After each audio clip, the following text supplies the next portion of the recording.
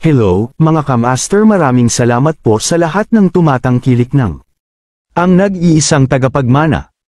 Paki-follow and subscribe mga master para sa mga susunod pang mga kabanata. Ang nag-iisang tagapagmana, Philip Clark. Kabanata 3301. Sa gulat ng isa pang lalaki, ang punyal sa kanyang kamay ay biglang nahulog sa kamay ni Philip. Nang makita ito, ang iba ay nagbantay at mabilis na gumawa ng defensive posture. Sino ka, bata ka? Walang ordinaryong tao ang makakaagaw ng punyal sa kamay ng lalaking iyon. Alam ng mga miyembro ng hunting party na ito ang lakas ng taong ito. Sa 6-star strength plus elemental talents, ang taong ito ay itinuturing na above average kahit sa loob ng kanilang team.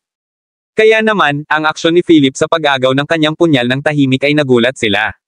Pagkaraan ng ilang saglit na paglaruan ang punyal, sinabi ni Philip, nasabi na sa iyo ng kaibigan ko ng malinaw ngayon lang na nandito kami sa kahilingan ni Young Master Cosby, kaya hindi dapat makagambala ang negosyo namin sa iyo.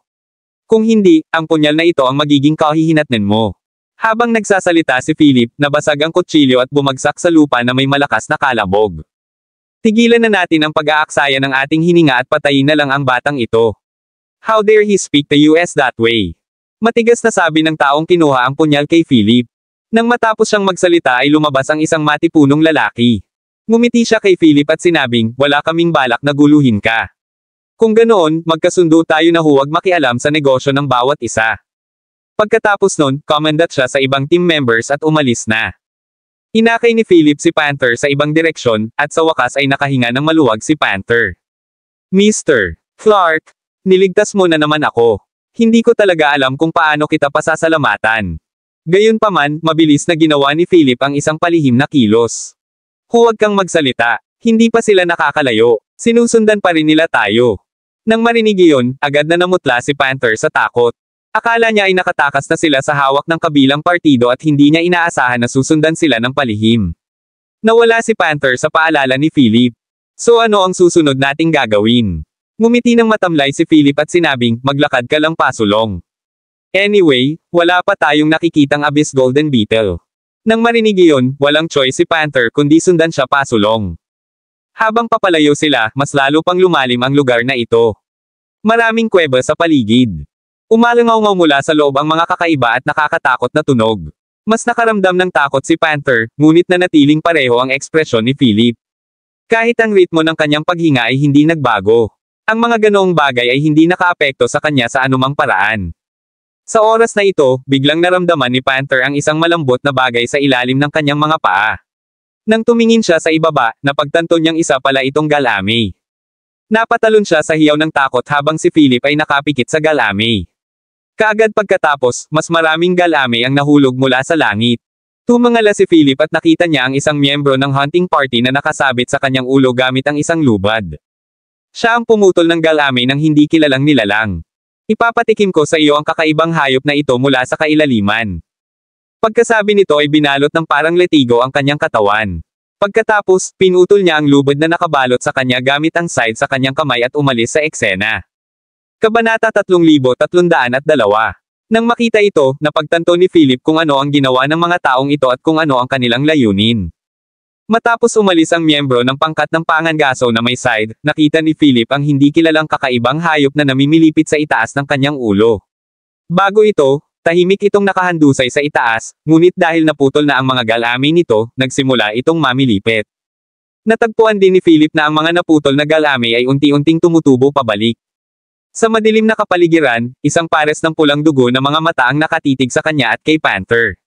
Mabilis niyang napagtanto na gusto nilang gamitin ang abyssal na nilalang para patayin siya at si Panther. Nanlamig ang mga mata ni Philip. Ang napakalaking, kakaibang abyssal beast ay dumaong sa lupa at ibinagsak ang mga galame nito sa mga nakapaligid na puno na nagdulot ng mga tunog ng tunog. Malinaw, ang halimaw na ito ay tiningnan sina Philip at Panther bilang mga kaaway at target. Malakas na nagmura si Panther. Hindi niya akalain na ganito pala kasuklam-suklam ang hunting party na ito. Bagamat walang direktang salungatan sa pagitan nila, gumamit sila ng mga maling paraan upang harapin sila ni Philip. Anong gagawin natin ngayon? Naikuyom ni Panther ang kanyang mga kamao at maingat na tiningnan ang kakaibang abyssal beast habang tinanong niya si Philip. Marahan na ba maantong hininga si Philip? Sa paghusga mula sa muling nabuong pinutol na mga galame, ang kakaibang hayop na ito sa kailaliman ay talagang hindi madaling harapin. Sa pinakakaunti, ang makapangyarihang regenerative na kakayahan nito ay napakahirap. Tumingin si Philip sa pagkakataong ito. Batay sa isipan ng hunting party, hindi dapat sila masyadong malayo, kaya agad na nagdesisyon si Philip. Aakitin niya ang kakaibang abyssal beast na ito sa hunting party. Habang nasa isip ang planong iyon, mabilis na kumilos si Philip, ngunit sa halip na sumugod patungo sa kakaibang abyssal beast, umatras siya.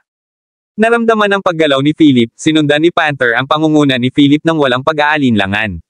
Gayunpaman, mas mabilis ang reaksyon ng hayop kaysa sa kanila. Ang malaking katawan nito ay napaka-flexible, at ang maraming galame nito ang nagpabilis nito. Nang makita ito, lumubog ang puso ni Philip, ngunit sa sandaling ito, kumikislap ang imprint ng White Marsh Royal Family sa kanyang braso.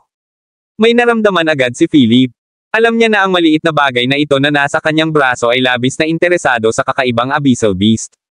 Walang pag-aalinlangan, pinakawalan ni Philip ang maliit na lalaki mula sa kanyang braso. Ang imprint ng White Marsh Royal Family ay kumurap saglit bago lumitaw ang isang figure sa harap ni na Philip at Panther. Isa itong masunurin na gininto ang tupa na may makintab na gininto ang balahibo sa buong katawan nito, at mayroon itong mapagmataas na ekspresyon. Nang makita ng exotic abyssal beast ang White Marsh, halatang medyo natakot ito. Napaungol ito sa takot mula sa kaibuturan ng kanyang kaluluwa at tumigil sa paggalaw. Ang White Marsh ay damyugo na parang tupa, at sa pag-iyak na ito, malinaw na naramdaman ni Philip ang panginginig ng kakaibang hayop. Tila takot na takot ito sa pamilyang White Marsh at hindi nang ahas na kumilos. Sa oras na ito, ang maliit na gininto ang White Marsh ay gumawa ng ilang hakbang sa hangin at tumalon sa ulo ng kakaibang abyssal beast. Kabanata 3303. Habang siya ay humahakbang ng kanyang mga paa, ang hayop ay umungol, at ang sigaw ng sakit ay kumalat sa malayo. Ang hunt party na nakatago sa di kalayuan ay natigilan sa tunog na ito. Boss, parang hindi tao. Napatay kaya nila ang halimaw. Ang lalaking may side ay nakikipag-usap sa isang lalaking may sable. Yung lalaking may sable yung kumausap kay Philip kanina. Siya rin ang kapitan ng hunting party na ito. Tumingin siya sa direksyon ng kakaibang abyssal beast at Philip na may solemn na ekspresyon. Aniya, I don't think so. Dapat mong malaman kung gaano kalakas ang galame na halimaw na iyon. Not to mention its attack, its regeneration ability alone isn't something ordinary people can handle. Nang marinig iyon, tumango ang lalaking may side. Siya dapat ang mas nakakakilala sa abyssal tentacle monster na ito dahil muntik na siyang mamatay sa kamay ng isa noon. Napaka-kritikal ng sitwasyon noong panahong iyon, at kinailangan ng halos lahat ng lakas ng buong koponan para iligtas siya mula sa halimaw na galame na iyon. Hindi sila naniniwala na kakayanin ni Philip at Panther ang galame na halimaw na ito. Walang sino man ang maaaring mag-isip na si Philip ay may kasamang White Marsh. Bagaman ito ay isang maliit na tupa lamang ngayon, ito ay isang miyembro ng maharlikang pamilya, kung tutuusin. Ang kamahalan nito ay halos hindi matitinag ng kakaibang hayop. Maya-maya, tumahimik ang lahat sa di kalayuan. Ang mga miyembro ng partido ng Pangangaso ay nagtinginan sa isa't isa na nalilito, na walang ideya kung ano ang nangyari.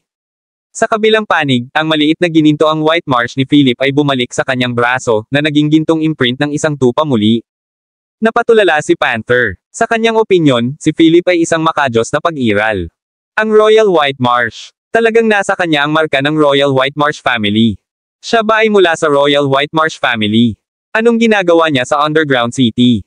Para maranasan ang buhay. Nilamon ng White Marsh ang galame na halimaw na iyon, ngunit sa halip na lumunin ito ng buo, pinutol ng White Marsh ang katawan nito, inilabas ang core essence nito, at binago ito sa enerhiya na kailangan nito. Hindi masyadong naiintindihan ni Philip ang mga ganoong bagay. Napatingin na lang siya sa patay na galame na halimaw sa harapan niya at dahan-daang sumimangot. Hindi lamang siya nakatipid ng kaunting enerhiya sa pamamagitan ng hindi pagpatay mismo sa halimaw, ngunit mayroon din siyang mas mahusay na pag-unawa sa ipinagbabawal na kalaliman. Pagkatapos ng lahat, ang anumang random na hayop sa lugar na ito ay napakalakas, kaya naisip niya ang antas ng panganib. Kinuha ni Philip si Kylom Sword mula sa kanyang space ring. Kailangan niyang magpatuloy sa pagpasok ng mas malayo para hanapin ang mga pahiwatig na iniwan ng kanyang ina. Bukod dito, naroon din ang banta niyang Master Cosby. Wala siyang pagpipilian kundi hanapin ang kalaliman na gintong salagubang kapalit ng buhay ni Leopard at ng iba pa. Gayunpaman, ang pangangaso sa kanyang buntot ay talagang isang istorbo. Kabanata 3304. Habang mahigpit na nakakuyom sa kanyang kamay si Kylum Sword, lumakad ng mas malalim si Philip sa kailaliman ng kagubatan. Mag-iiwan siya ng kaunting bagay para sa party ng pangangaso. Kung tutuusin, kailangan niyang ibalik ang pabor. May naisip na plano si Philip. Sa bangkay ng kakaibang hayop dito, siguradong susuriin ng hunting party ang kinalabasan. Gayunpaman, sina Philip at Panther ay tiyak na hindi pamilyar sa ipinagbabawal na kailaliman kumpara sa partidong pangangaso. Maghihintay na lamang siya ng pagkakataong makapaghiganti. Hindi naman kasi akalain ni Philip na nandito sila para lang guluhin sila ni Panther. Kahit medyo madilim dito, nakikita pa rin ni Philip ang daan, kahit malabo. Nagpatuloy siya sa paglalakad ng paisa-isa. Nang walang panghihimasok ng partido ng pangangaso, sina Philip at Panther ay hindi nakatagpo ng anumang mga hayop, lamang ng ilang mga random na insekto at tulad. Natagpuan ito ni Philip na medyo kakaiba. Narating na nila ang kailaliman ng ipinagbabawal na kalaliman, kaya imposibleng hindi sila makabunggo ng kahit anong halimaw. Tila napansin din ni Panther na may mali at sinabi kay Philip, napapansin mo ba na may mali sa ating paligid? Habang nagsasalita siya, lumilingon siya sa paligid na parabang sinusuri kung ano ang mali. Sa hindi kalayuan, namataan niya ang isang pader na may mga itim na bato na tila translucent. Hinaplos niya ang mga itim na bato. Ang pader na bato ay nakaunat sa malayo, at parami ng parami ang mga itim na bato na natagpuan. Nang makita ito, sinabi ni Philip, mas mabuting huwag mong hawakan ang mga itim na batong iyon. Lumingon si Panther at sinabing, bakit? May napansin ka bang espesyal? Hindi nagsalita si Philip ngunit hinugot ang isang bato gamit ang Kylum Sword sa kanyang kamay. Sa sandaling ang itim na bato ay nahulog sa lupa, ito ay naging isang mahinang asul na liwanag at nagsimulang mag-alab. Sa tanawing ito, hindi nang ahas si Panther na magsalita o kumilos. Sinabi ni Philip, ang mga itim na batong ito ay naglalaman ng espesyal na enerhiya. Kung hindi ka mag-iingat, baka masunog ka hanggang mamatay. Nang matapos siyang magsalita ay may narinig siyang boses sa likuran niya. Hindi ko inasahan na napakatalino mo, at napakaswerte mo ring mahanap ang lugar na ito. Nakilala agad ni Philip ang may-ari ng boses na ito. Ito ay walang iba kundi ang lalaking may side mula sa hunting party. This time, nag-iisa na lang siya. Pinanangkitin lang siya ni Philip na walang ideya kung ano ang ibig niyang sabihin sa pangungusap na iyon. Gayunpaman, tila naiintindihan ng taong iyon ang ilan sa mga kakaiba dito. Tanong ni Philip, hindi mahalaga kung swerte tayo o hindi, pero kung mag-isa ka rito, masasabi ko lang sa iyo na hindi masyadong maganda ang swerte mo. Ngumisi ang lalaki at hinawakan ang side sa kanyang kamay. Tinatakot mo ba ako? Alam mo ba kung saan ang lugar na ito? Kung maglakas loob kang lumaban dito, sisubog ang batong pader sa isang iglap. Gusto mo bang mamatay ang lahat dito? Kabanata 3305. Tila confident ang lalaki nang magsalita. Matapos marinig ang kanyang mga salita, si Philip ay sumimangot, habang si Panther ay mukhang nagulat at hindi sigurado. Bagamat maaaring hindi ganap na totoo ang mga sinabi ng lalaki, nakita mismo ni Panther kung paano naging asul na apoy ang bato nang ibagsak ito ni Philip. Ngumisi si Philip at sinabing, mamamatay ba ang lahat? Masyadong mabuti para sa iyo iyon. Malamig siyang ngumuso at lumapit sa lalaking may side. Nang makita ito, ang lalaking may side ay nagsimulang makaramdam ng kaunting takot. Hindi siya natatakot kay Philip ngunit natakot na iset off ang pagsabog ng chain na sinabi niya. Kung talagang nag-away sila dito, mamamatay sila ng hindi buo ang kanilang mga katawan. Pilit siyang pinapasok ni Philip sa isang sulok. Biglang nag-iba ang side sa kamay ng lalaki. Bahagya niya itong inalog at lumitaw ang isang malaking talam. Parang karit lang ng Grim Reaper. Binabalaan kita, anak. Kung talagang magpapasabog ka, walang sino man sa amin ang makakaalis dito ng buhay. Pinaikit ni Philip ang kanyang mga mata at tumawa. Hindi siya tumigil bagkus ay nagpatuloy siya sa paglalakad patungo sa lalaki. Kung ayaw mong makipag-away ako sa iyo, sabihin mo sa akin kung saan ang lugar na ito. Nang makita ang pag-aalinlangan ng kabilang partido, bahagyang pinagpag ni Philip ang kanyang espada at itinusok ito sa isang bato na naging asul na apoy. Nag-trigger din ito ng ilang pagbabago sa iba pang mga bato sa dingding. Nang makita ang eksenang ito, sumigaw ang lalaki, baliw ka. Hinarang ni Philip ang side gamit ang Kylum Sword. Kalimutan mong tawagan ang mga miyembro ng team mo dito. Kung ikukumpara sa buhay mo, naniniwala akong mahahanap nila ang sarili nilang mas mahalaga. Nang marinig iyon, tuluyang tumigil sa pagsigaw ang lalaking may side. Sabihin mo sa akin kung ano ang eksaktong lugar na ito. Sumagot ang lalaki, ito ang Abyss Lair, at ang mga batong ito ay talagang orihinal na anyo ng mga kakaibang hayop na iyon, ngunit hindi pa ito napipisa. Kumunat ang noo ni Philip. Ito ay hindi kailanman nangyari sa kanya. Ang mga kakaibang abyssal beast na ito ay talagang kakaiba na napisa mula sa mga bato. Habang sinabi ng lalaki kay Philip ang tungkol sa ipinagbabawal na kalaliman at ang sitwasyon dito, ang kanyang mga kamay ay gumagalaw ng hindi mahahalata sa buong lugar. Ang ilang maitim na pulang pulbos ay lumutang mula sa kanyang mga kamay, na nahulog sa mga bato at nagsimulang kaagnasan ang mga ito. Nang parami ng parami ang mga batong naagnas, tumalon siya palayo kay Philip at malakas na sinabi, "Napakaraming oras na ang nasayang ko sa iyo rito, ngunit naglakas loob ka pa ring takutin ako. Hahayaan kitang matikman ang aking mga pamamaraan." Nang matapos siyang magsalita ay tumalon siya. Hindi lumingon si Philip bagkus ay hinabol siya. Sa isang bahagyang paghampas lang ng dulo ng kanyang espada ay nabasag na niya ang side sa kamay ng lalaki. Hindi inakala ng lalaki na sisingilan siya ni Philip sa sandaling ito na isang walang ingat na hakbang. Gayunpaman, walang pakialam si Philip dahil alam niya ang mga daya ng kabilang partido. Kabanata 3306. Nakabantay na si Philip at alam niyang sinusubukan ng lalaki na akitin ang isang kakaibang hayop. Ang kontra-atake ni Philip ay dumating nang napakabilis na ang miyembro ng pangkat ng pangangaso ay walang oras upang mag-react. Idiniin niya ang kanyang talon ng espada sa leeg ng kabilang partido. Iniisip mo bang gawin ang parehong lumang trick sa pamamagitan ng pagguhit ng isang hayop dito? Tanong ni Philip. May gustong sabihin ng lalaki noong una, ngunit nang nakita ni Philip ang kanyang panlilinlang, wala na siyang paraan para itago ito ngayon. Ganun pa man, ayaw niyang sumuko. Matapos maging miyembro ng hunting party sa ipinagbabawal na kalaliman, imposibleng malaya siyang maglakad-lakad dito kung wala man lang siyang paraan. Huwag mong isipin na kaya mo akong takutin. Wala kang ideya sa ginawa ko. At worst, sabay tayong mamamatay dito. Ngumisi lang si Philip. Kahit anong gawin ng lalaki, hindi natakot si Philip. Sa sandaling ito, hinailan ni Panther ang manggas ni Philip na may takot na ekspresyon. Sabi niya sa nanginginig na boses, "Philip, tingnan mo kung ano ang nasa likod natin."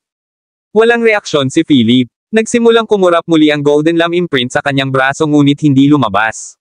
Hindi na niya kailangan pang lumingon sa kakaibang halimaw para malaman na hindi na ito gumagalaw ngayon.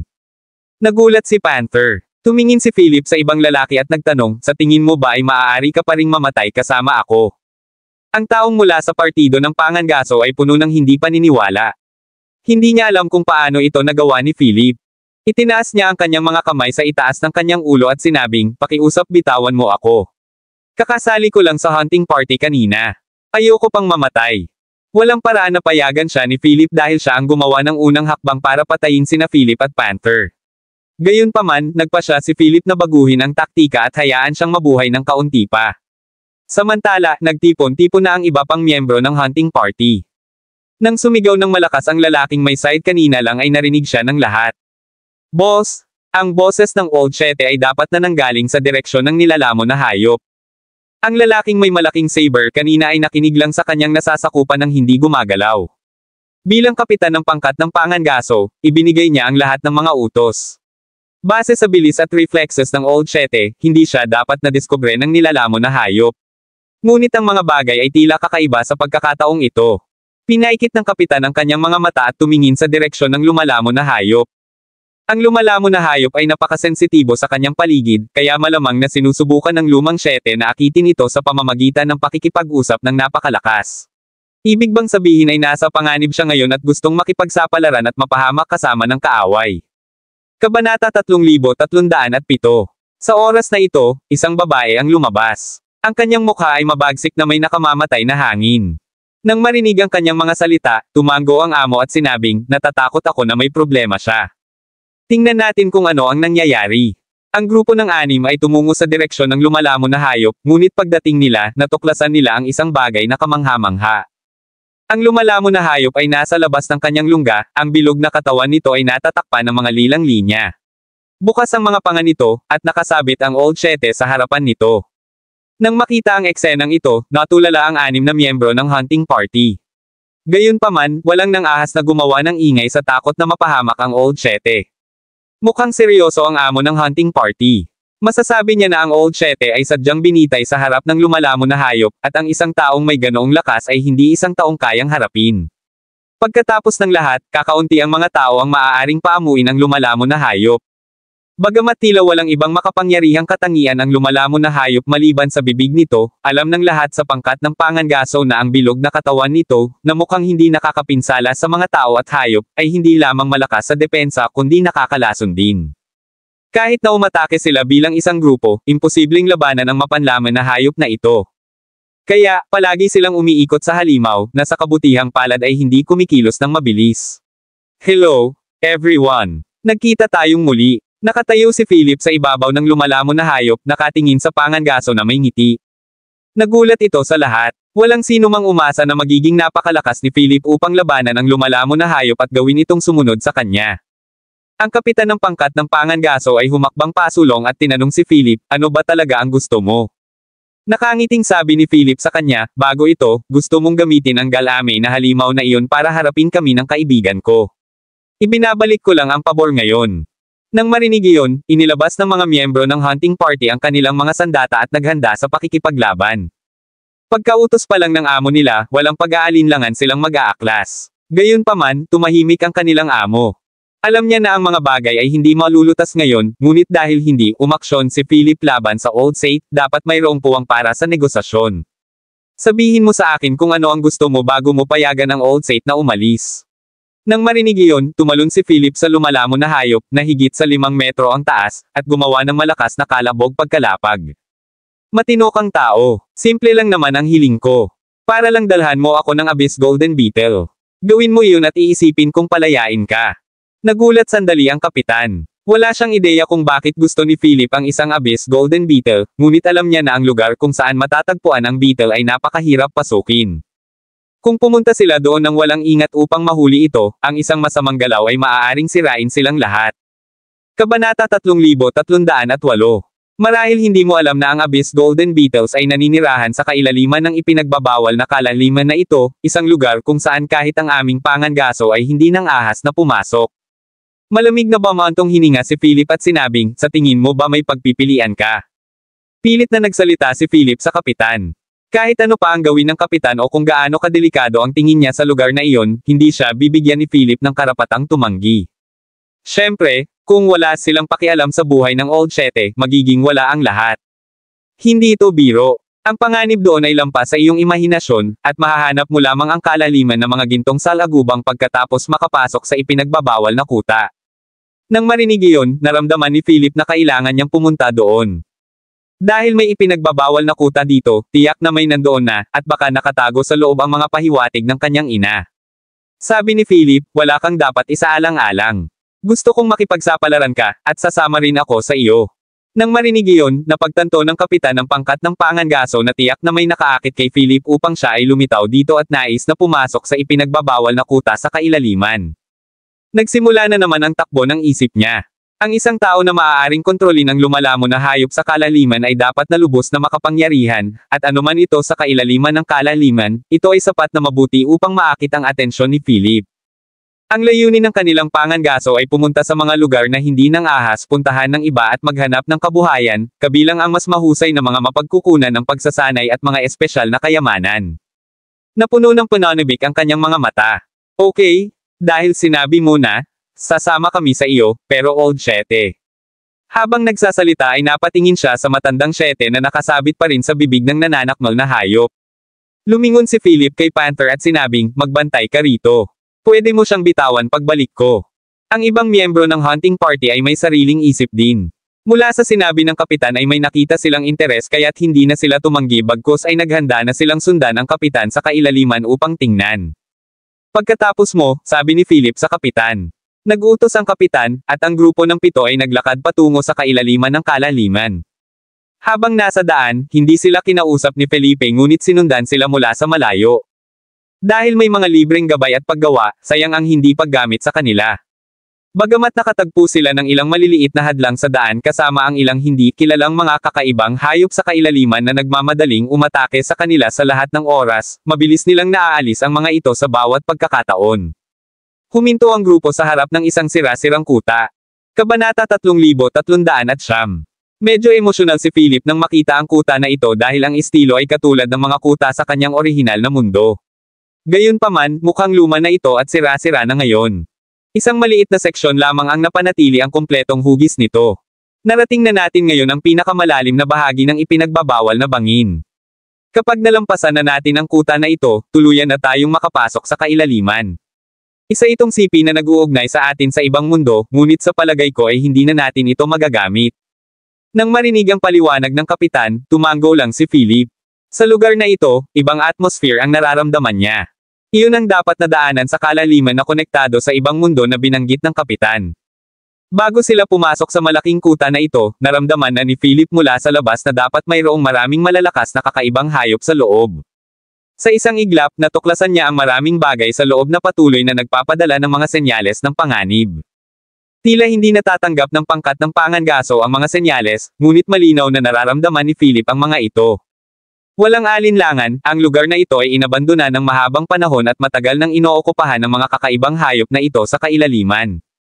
Ngayon, ang layunin ni Philip ay hindi lamang upang makakuha ng isang abyss golden beetle. Gusto niyang pumasok sa kuta at hanapin ang mga pahiwatig na maaaring naiwan ng kanyang ina. Nang makalapit siya sa kuta, may napansin siyang kakaiba. May mga bakas ng mga labanan dito. Sa pamamagitan ng mga bakas na ito, hinuhusgahan niya na ang mga tao lamang mula sa kanyang orihinal na mundo ang maaaring gumamit ng gayong mga estilo ng pakikipaglaban. Iniisip niya kung may nabubuhay pa. Posibleng isinama lang nila sa isang bagong buhay at nagkaroon ng bagong pagkakakilanlan sa lupaing ito sa kabilang baybayin. Biglang sumigaw ang isang miyembro ng hunting party, mag-ingat kayong lahat. May paparating sa atin. Nabalik sa katinoan si Philip. Sa sandaling ito, nakita niya ang ilang mga nilalang na parang butiki na naglalakad ng patayo na parang mga tao na papalapit sa kanila mula sa malayo. Nakasuot sila ng baluti at may mga sandata sa kanilang mga kamay. Obviously, hindi sila tao. Ang mga miyembro ng pangkat ng pangangaso ay mukhang takot at alam ni Philip na malamang na nakatagpo sila ng malalakas na kalaban. Nang hindi naghihintay ng kanilang paalala, umiwas si Philip mula sa malayo. Hindi nakatakas ang mga miyembro ng hunting party kahit na gusto nila. Masyadong mabilis ang mga lalaking butiki at umatake ng walang babala. Nang makita ang eksenang ito, napakunot ang noo ni Philip dahil napagtanto niya na ang pangangaso ay walang laban sa mga butiki na ito. Gayunpaman, hindi siya gumawa ng hakbang upang iligtas sila. Habang naaakit nila ang atensyon ng mga lalaking butiki, naglakad si Philip patungo sa kuta. Nang makitang lalakad na si Philip patungo sa kuta, agad na iniutos ng kapitan, sumali ka doon. Tumakbo sila habang nakikipaglaban at mabilis na inakay ang mga butiki kay Philip. Kabanata 3306. Nakabantay na si Philip at alam niyang sinusubukan ng lalaki na akitin ang isang kakaibang hayop. Ang kontra-atake ni Philip ay dumating nang napakabilis na ang miyembro ng pangkat ng pangangaso ay walang oras upang mag-react. Idiniin niya ang kanyang talon ng espada sa leeg ng kabilang partido. Iniisip mo bang gawin ang parehong lumang trick sa pamamagitan ng pagguhit ng isang hayop dito? Tanong ni Philip. May gustong sabihin ng lalaki noong una, ngunit nang makitang nakita ni Philip ang kanyang panlilinlang, wala na siyang paraan para itago ito ngayon. Ganun pa man, ayaw niyang sumuko. Matapos maging miyembro ng hunting party sa ipinagbabawal na kalaliman, imposibleng malaya siyang maglakad-lakad dito kung wala man lang siyang paraan. Huwag mong isipin na kaya mo akong takutin. Wala kang ideya sa ginawa ko. At worst, sabay tayong mamamatay dito. Ngumisi lang si Philip. Kahit anong gawin ng lalaki, hindi natakot si Philip. Sa sandaling ito, hinailan ni Panther ang manggas ni Philip na may takot na ekspresyon. Sabi niya sa nanginginig na boses, Philip, tingnan mo kung ano ang nasa likod natin. Walang reaksyon si Philip. Nagsimulang kumurap muli ang Golden Lamb imprint sa kanyang braso ngunit hindi lumabas. Hindi na niya kailangan pang lumingon sa kakaibang halimaw para malaman na hindi na ito gumagalaw ngayon. Nagulat si Panther. Tumingin si Philip sa ibang lalaki at nagtanong, sa tingin mo ba ay maaari ka pa ring mamatay kasama ako? Ang taong mula sa partido ng pangangaso ay puno ng hindi paniniwala. Hindi niya alam kung paano ito nagawa ni Philip. Itinaas niya ang kanyang mga kamay sa itaas ng kanyang ulo at sinabing, pakiusap bitawan mo ako. Kakasali ko lang sa hunting party kanina. Ayoko pang mamatay. Walang paraan na payagan siya ni Philip dahil siya ang gumawa ng unang hakbang para patayin sina Philip at Panther. Gayunpaman, nagpasya si Philip na baguhin ang taktika at hayaan siyang mabuhay ng kaunti pa. Samantala, nagtipon-tipon na ang iba pang miyembro ng hunting party. Nang sumigaw ng malakas ang lalaking may side kanina lang ay narinig siya ng lahat. Boss! Ang boses ng Old Chete ay dapat na nanggaling sa direksyon ng nilalamon na hayop. Ang lalaking may malaking saber kanina ay nakinig lang sa kanyang nasasakupan ng hindi gumagalaw. Bilang kapitan ng pangkat ng Pangangaso, ibinigay niya ang lahat ng mga utos. Base sa bilis at reflexes ng Old Shete, hindi siya dapat nadiskubre ng nilalamon na hayop. Ngunit ang mga bagay ay tila kakaiba sa pagkakataong ito. Pinaikit ng kapitan ang kanyang mga mata at tumingin sa direksyon ng lumalamon na hayop. Ang lumalamon na hayop ay napakasensitibo sa kanyang paligid, kaya malamang na sinusubukan ng lumang Shete na akitin ito sa pamamagitan ng pakikipag-usap ng napakalakas. Ibig bang sabihin ay nasa panganib siya ngayon at gustong makipagsapalaran at mapahamak kasama ng kaaway. Kabanata 3310. Sa sandaling ito, ang lahat mula sa partido ng Pangangaso ay sumunod kay Philip at sumugod sa kuta. Naghabol ang mga butiki na iyon. Gayunpaman, halatang mas galit na galit sila ngayon na para bang natatakot silang makapasok sa kuta si Philip at ang iba pa. Nang makita ito, tumakbo ang partido ng Pangangaso ng mas mabilis. Biglang lumitaw ang isang gate ng kalawakan sa kalangitan. Bahagyang ipinikit ni Philip ang kanyang mga mata nang makita ang gate na ito. Sumigaw ang kapitan ng hunting party, may space mage ba sa paligid? Ang tinatawag na space mage ay isang espesyal na propesyon sa lupain ng kabilang baybayin. Ang mga salamangkero sa kalawakan ay bihasa sa mahika sa kalawakan at makapangyarihang mga practitioner ng mga elemental na talento. Halos lahat ng space mage ang pangunahing target na pinaglabanan ng iba pang puwersa. Habang nagsasalita ang kapitan, maraming tao ang lumabas sa gate ng kalawakan. Nakilala agad sila ni Philip. Ang isa ay siyang Master Cosby, habang ang isa ay ang kapitan ng Draco Corps, ngunit wala siyang ideya kung bakit sila magkasama. Napahinto si Philip. Nang makita ang mga taong iyon na lumilitaw sa kanilang harapan, ang mga lalaking butiki ay sumugod sa kanila, ngunit sila ay pinagputol-putol ng ilang matipunong lalaki gamit ang kanilang mga kamay. Nakita rin niyang Master Cosby si Philip at tumawa siya ng malakas. Sabi niya, nais kong mamatay ka rito, ngunit hindi ko inaasahang makikita mo ang kuta na ito nang hindi sinasadya. Well, kung ganoon, hahayaan kitang makakita ng higit pa bago ka mamatay. Nang matapos siyang magsalita, sinabi ng kapitan ng Draco Corps, "Yang Master Cosby, natatakot ako na hindi mo alam na itong Philip Clark na nasa harap natin ay kabilang sa White Marsh Royal Family." Nang marinig iyon, biglang nagbago ang tingin sa mga mata ni Yang Master Cosby. Ano ang ibig sabihin ng makahanap ng isang tao mula sa White Marsh Royal Family sa teritoryo ng sinaunang Dragon Royal Family? Hindi alintana kung si Philip ay isang especially iyan na ipinadala ng maharlikang pamilya ng White Marsh, kung tungkol sa mga tuntunin sa loob ng ilang mga maharlikang pamilya, ang paglusot sa teritoryo ng sinaunang Dragon Royal Family ay isang gawa ng provokasyon. Kung madakip ng buhay si Philip, isa itong malaking tagumpay kahit ano pa ang layunin ni Philip. Nako, Philip, hindi ko talaga inaasahan na magiging miyembro ka ng White Marsh Royal Family. Kung ganoon, sa tingin ko ay dapat mong malaman kung ano ang susunod mong haharapin. Dahil sa hitsura ng mga taong ito, ang bawal na lugar na ito ay naging mas tahimik, at ang mga kakaibang hayop ay hindi rin ng ahas gumawa ng ingay. Ang tanging dahilan ay ang mga taong dinala niyang Master Cosby at Draco Corps ay masyadong makapangyarihan. Bukod dito, lahat sila ay naglabas ng kanilang aura nang walang intensyon na itago ito. Lahat, mayroon kayong napakalaking misyon sa harap ninyo ngayon, kaya sa tingin ko ay hindi ko na kailangang sabihin pa, sabi niyang Master Cosby sa mga taong nakapaligid sa kanya. Kabanata 3311. Ang ilang mga tao na pinunit lang ang mga hayop sa kanilang mga kamay ay tumingin kay Philip na may pag-alit na mga mata. Sa oras na ito, si Philip ay isang mahalagang merito sa kanilang mga mata. Dagdag pa ng kapitan ng Draco Corps, "Philip, aminin kong napakalakas mo, at hindi kita kayang talunin." Ngunit ang 8 Berserk sa itaas na palapag ng sinaunang Dragon Royal Family ay hindi isang pag-iral na madali mong haharapin. Handa nang makipaglaban si Philip na may hawak na Kylum Sword. Si Philip ay hindi lamang makapangyarihan sa mga elemental na talento ngunit naunawaan din niya ang mga patakaran ng espada at espasyo noon pa man.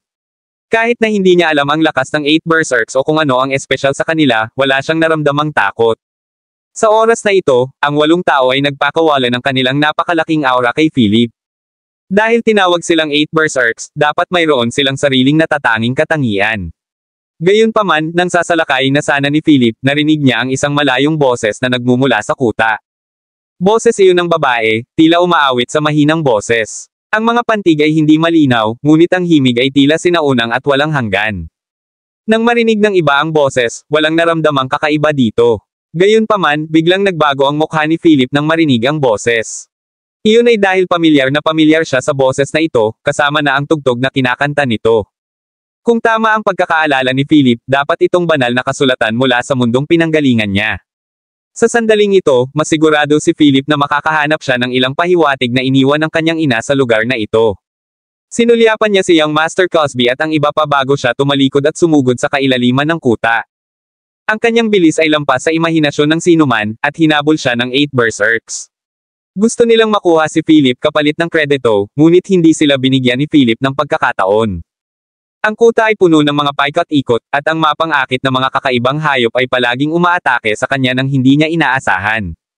Ang Kylum sword sa kanyang kamay ay patuloy na umindayog, at ang mga alituntunin ng swordsmanship ay sunod-sunod na pumutok sa mga hayop na iyon. Hindi umaasa si Philip na mapatay sila sa isang suntok at umaasa na lamang na makarating sa lugar kung saan nanggaling ang boses sa lalong madaling panahon. Paminsan-minsan, maririnig mula sa likuran niya ang mga ingay ng 8 berserks na nakikipaglaban sa mga hayop. Nang mahahanap na ni Philip ang lugar na iyon, sinalakay siya ng isa sa 8 berserks mula sa likuran. Ang Wood Elemental talent ng taong iyon ay umabot na sa level 3S.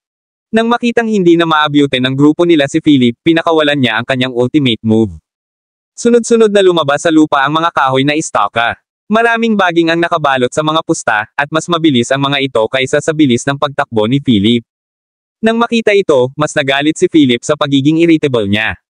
Napakalapit na niyang mahanap ang mga pahiwatig na iniwan ng kanyang ina, ngunit ang mga taong ito ay patuloy na nagpapahirap sa kanya. Nang makita ang lahat ng kahoy na istaka at baging sa buong kuta, tumigil si Philip sa wakas. Mabilis siyang tumakbo pabalik sa kabilang direksyon, at ang Kylum sword sa kanyang kamay ay biglang natabunan ng nakakapasong apoy. Puff! Hinampis niya ang kanyang espada. Sa isang iglap, nagsimulang mag-apoy ang lahat ng kahoy na istaka habang hinahampas sila ni Philip. Gayunpaman, natuwa ang 8 berserks. Ang kanilang bilis ay sadyang walang kapantay para kay Philip. Ngayong nakatalikod na si Philip, inipon nila ang lahat ng kanilang lakas para tumakbo papunta sa kanya at sabay-sabay na sumigaw ng galit, mayabang na bata, pumunta ka sa impyerno. Kabanata 3312. Lalo lang nagalit si Philip sa mga kilos nila, pero hindi nila alam.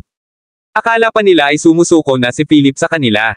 Tanging ang Wood Elemental talent lang ang may ibang ideya.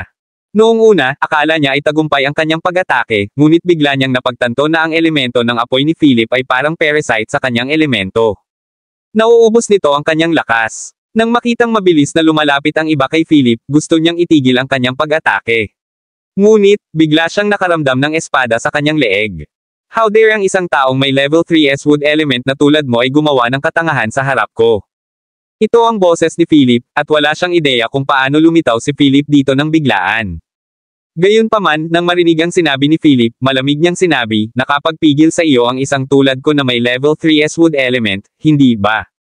Ngumisi si Philip. Sa sumunod na segundo, ang talim ng Kylum sword ay bahagyang tumama sa katawan ng lalaki, tumago sa kanyang baluti at hiniwa ang kanyang laman. Ang talas ng Kylum sword ay lampas sa kanilang inaasahan. Sa oras na ito, biglang sumigaw ang lalaki, nandito si Philip Clark sa akin.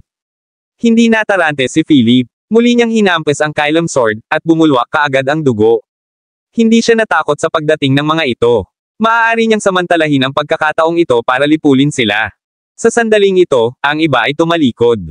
Mabilis silang tumakbo pabalik, ngunit alam ni Philip ang mga patakaran ng espasyo. Ang kanyang mga kasanayan ay marahil sa par o mas mahusay kaysa sa space mage na iyon. Pinutol ng kanyang espada ang isang ulo, at agad na umalis si Philip. Sa pamamagitan ng kanyang pag-unawa sa kapangyarihan ng mga panuntunan sa kalawakan, umatras siya ng daan-daang metro, na iwan ng isang bangkay na walang ulo. Nang makita ito, ang natitirang mga miyembro ng 8 berserks ay halos hindi makapaghintay na balatan si Philip ng buhay o durugan ang kanyang mga buto.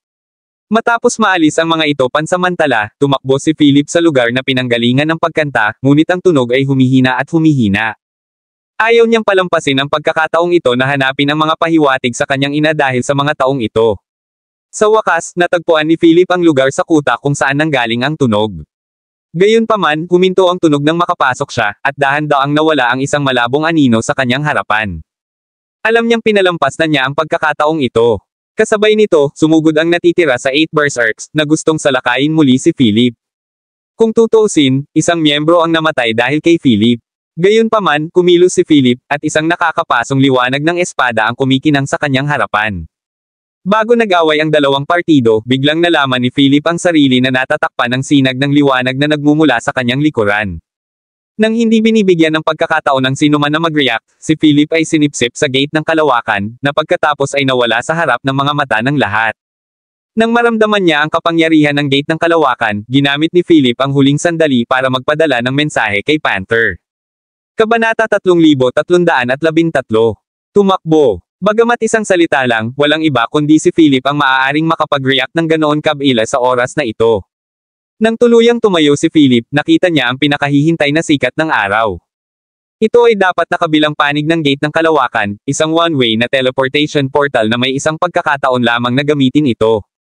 Napagtanto niya na ito rin ang lugar kung saan siya nakarating. Ito dapat ang itaas na palapag. Isang electronic key ang lumabas sa kanyang kamay, ngunit hindi niya nakilala ang susi na ito. Gayunpaman, alam niya na hanggat ipinasok niya ang electronic key sa kanyang communicator, malalaman niya ang lahat ng impormasyon tungkol sa susi. Ang pagkakaiba sa pagkakataong ito ay mayroon ng espesyal na pass si Philip. Bagamat napakabigla ng kanyang hitsura at maraming patrol mecha ang lumabas para tanungin siya, agad silang na-relax nang ipakita sa kanila ni Philip ang kanyang espesyal na pass. Pagkatapos ng lahat, ang mga taong may espesyal na pass ay may mga hindi pangkaraniwang pagkakakilanlan na ang mga patrol na tulad nila ay walang karapatang magtanong. Tiningnan ni Philip ang paligid.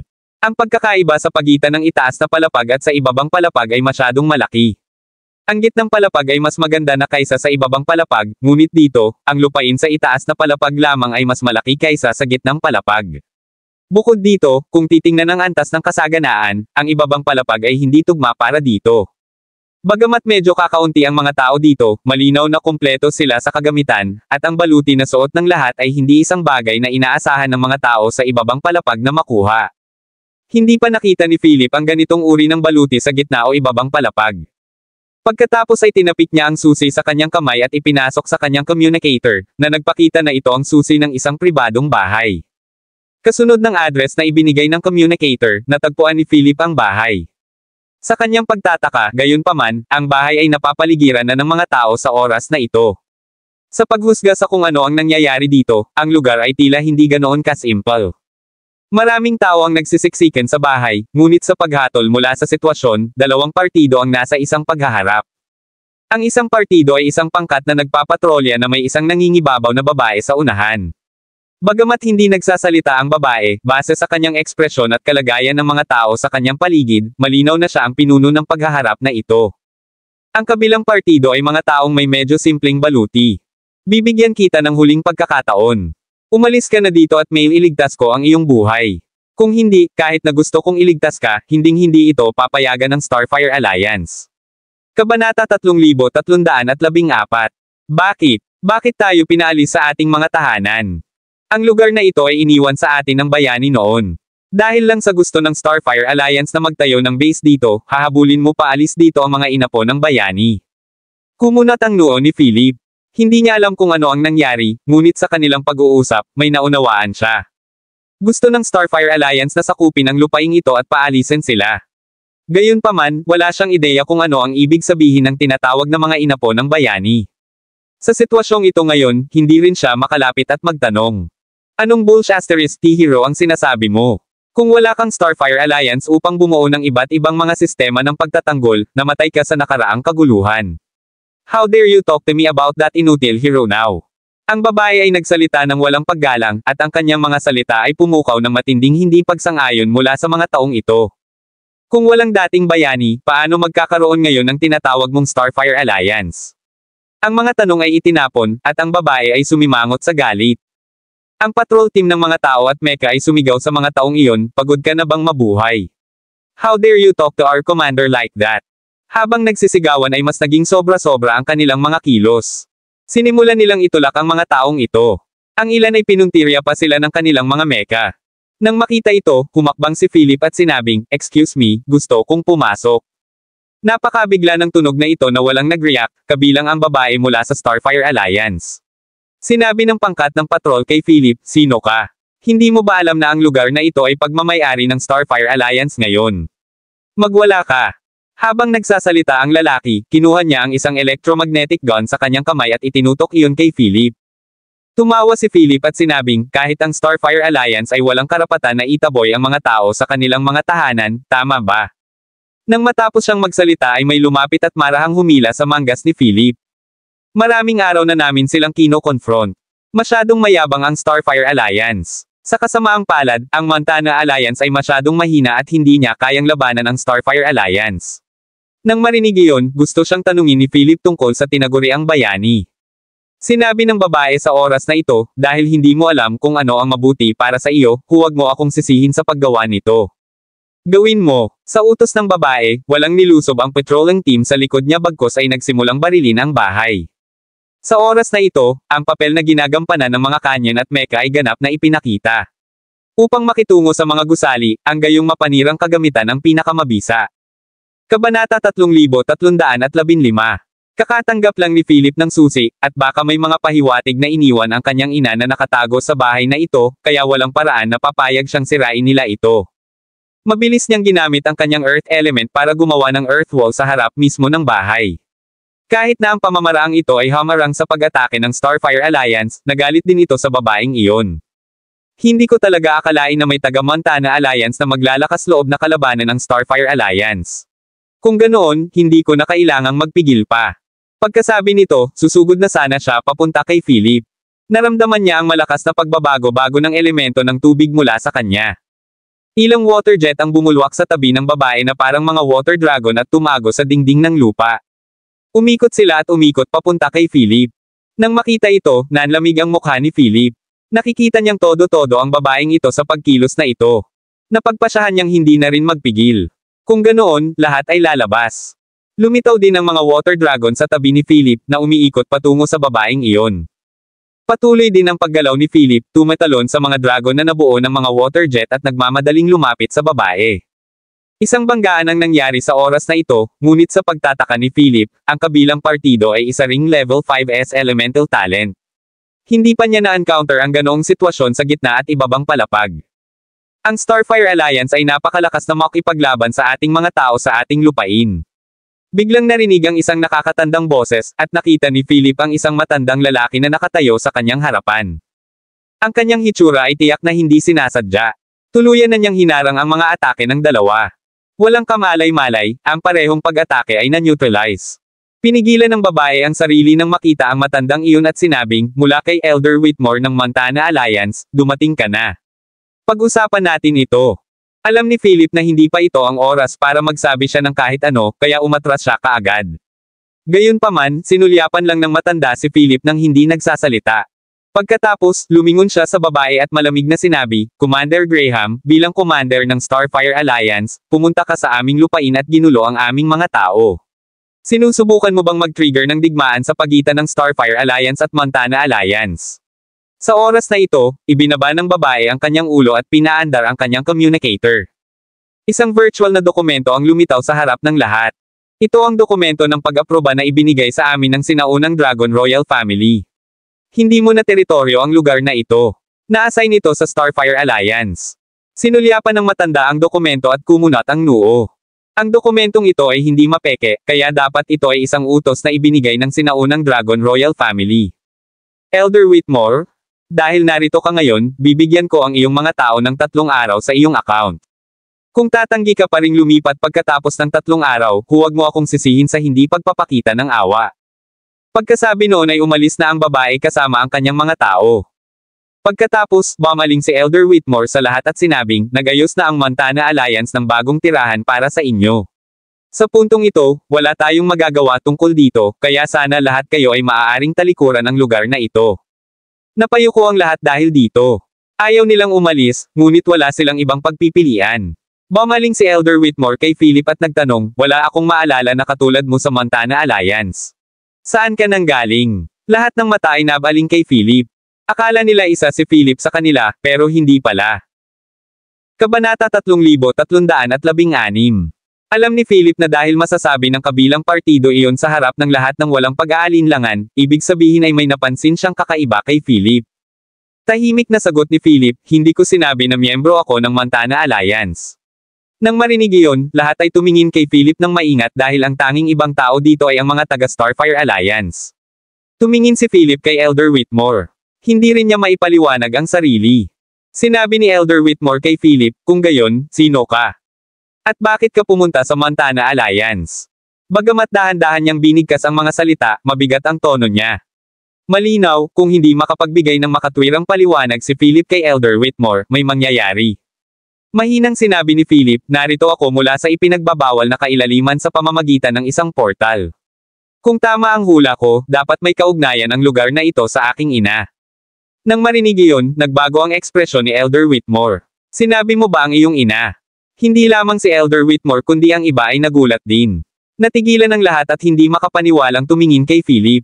Anong sabi mo? Kalahi mo ba siya? Halos lahat ay napasigaw, ang kanilang mga mata ay may halong pagtataka at pagdududa. Lumapit si Elder Whitmore kay Philip at tinanong, mayroon ka bang patunay na anak ka niya? Napailing si Philip sa tanong niya. Wala siyang anumang katibayan maliban sa susi sa kanyang kamay. Ngayon ko lang nalaman ang ganitong clue. Habang sinasabi iyon, iniabot ni Philip ang susi sa kanyang kamay kay Elder Whitmore. Inabot ng huli ang susi at pinagmasdan itong mabuti. Bagaman hindi ko makumpirma ang iyong pagkakakilanlan sa pamamagitan lamang ng susi na ito, kung talagang kamag-anak mo siya, mangyaring sumama sa akin. Pagkasabi nito ay pumasok na siya sa bahay na may hawak na susi. Sinundan siya ni Philip sa loob.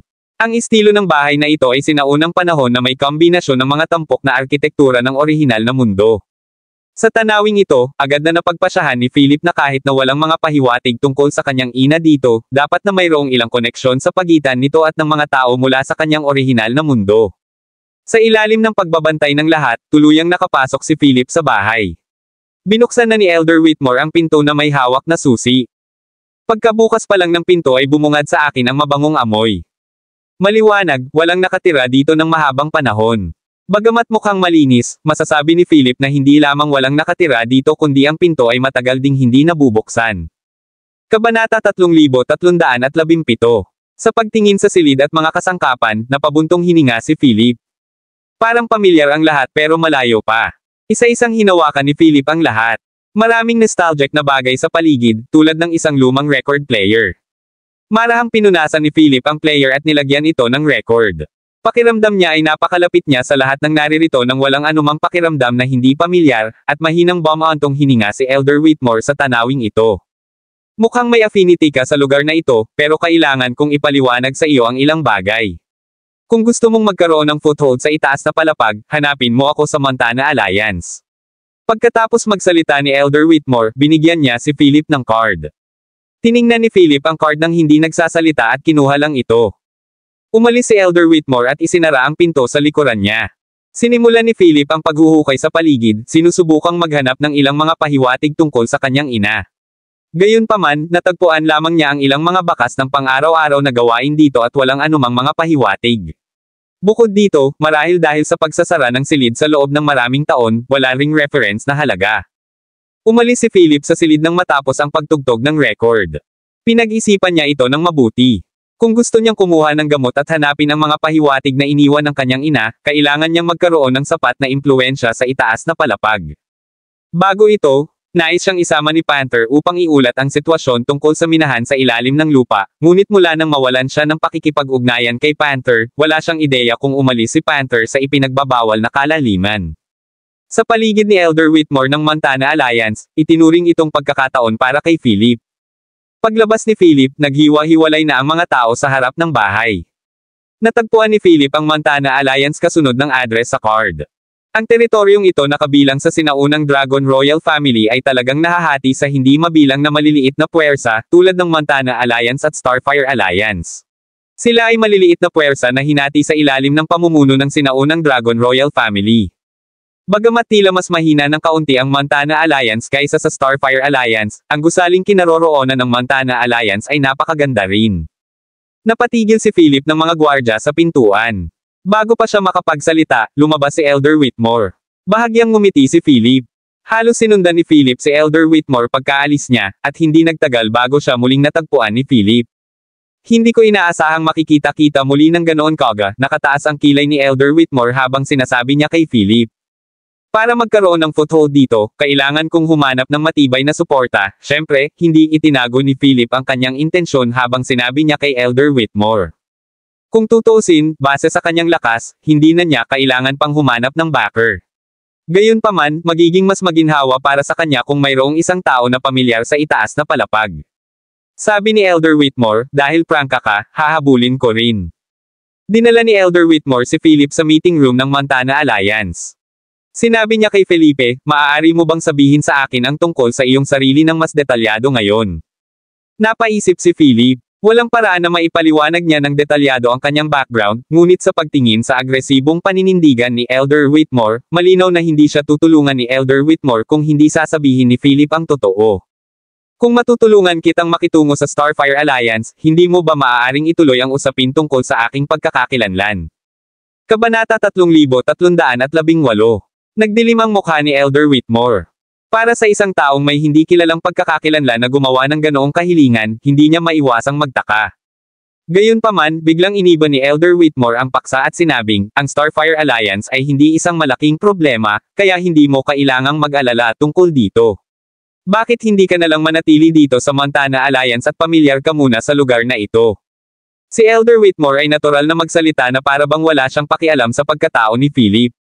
Gayunpaman, alam ni Philip na malinaw na nag-aalinlangan ang kabilang partido sa kanyang pagkakakilanlan at nais na paghigpitin ang kanyang mga paggalaw sa loob ng Montana Alliance. Gayunpaman, nagpa siya si Philip na sumabay sa Agos. Bukod dito, kinailangan ding mas maunawaan ni Philip ang itaas na palapag, kaya hindi siya nag-aalala tungkol sa kaayusan na ito. Kung ganoon, tatanggapin ko ang iyong kabaitan. Nang walang pag-aalinlangan, nakahanda si Philip na manatili sa Montana Alliance, ngunit halatang nag-aalala si Elder Whitmore kay Philip at sadyang nagayos na may magbabantay sa kanya. Kung ganoon, ilagay ang iyong personal na data dito. Habang nagsasalita siya, itinoon ni Elder Whitmore ang kanyang tagapagbalita kay Philip. Ito ay isang karaniwang paraan ng pagkolekta ng impormasyon. Kung ang isa ay handa na ipasok ang kanilang personal na data, ito ay kumakatawan sa ganap na pagtitiwala sa kabilang partido. Alam ito ni Philip at hindi siya nagdalawang isip. Sa oras na ito, sa wakas ay nalaman ni Elder Whitmore ang tungkol sa naranasan ni Philip sa underground na lungsod at ang mga pagbabago sa kanyang pagkakakilanlan. Alam din niya ang tungkol sa koneksyon ni Philip kay Cougar Yorkshire ng underground na lungsod. Upang maging tumpak, si Philip ay miyembro ng Cougar Squad. Biglang may pumasok. Sumulyap muna siya kay Philip pagkatapos ay kay Elder Whitmore. Malinaw na may sasabihin siya kay Elder Whitmore.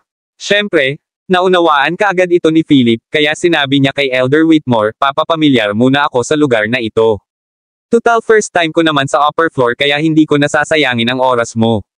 Nakapagtataka, sinabi ni Elder Whitmore sa kabilang partido, okay lang, hindi tagalabas si Philip. Sabihin mo lang ang isip mo. Sa pahintulot ni Elder Whitmore, bagamat nag-aalangan pa ang lalaki, sinabi niya, Elder, ang mga tao ng Starfire Alliance ay muling nakikipag-away sa ating mga tao sa mga hangganan, ngunit sa pagkakataong ito ay dahil sa isang halamang gamot. Bahagya siyang huminto at idinagdag, dahil dito, sumiklab ang isang away na may ilang nasawi. Nang marinig iyon, sumimangot si Elder Whitmore at sinulyapan si Philip nang hindi nagsasalita. Alam ni Philip na ito ay isang sadyang pagtatangka upang subukan siya.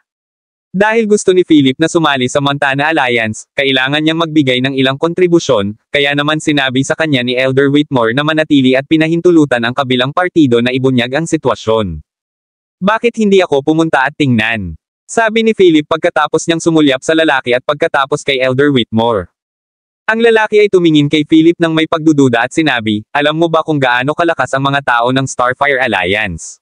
Kahit na ang mga nangungunang eksperto sa aming panig ay halos hindi makapanatili ng isang kurbatang sa kanila. Kabanata 3319. Ngumiti lang si Philip. Sa tingin ko kaya ko itong subukan.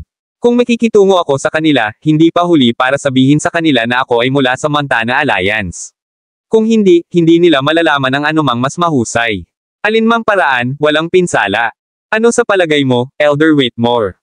Inihagis ni Philip ang bola sa korte ni Elder Whitmore, batid na gusto ni Elder Whitmore na samantalahin ang pagkakataong ito upang subukan ang kanyang kakayahan. Kung malakas siya, aktibong kukunin siya ng kabilang partido. Kung hindi, baka sipain pa siya ng kabilang partido. Marahil bilang paggalang, hinayaan niyang umalis si Philip ng kusa.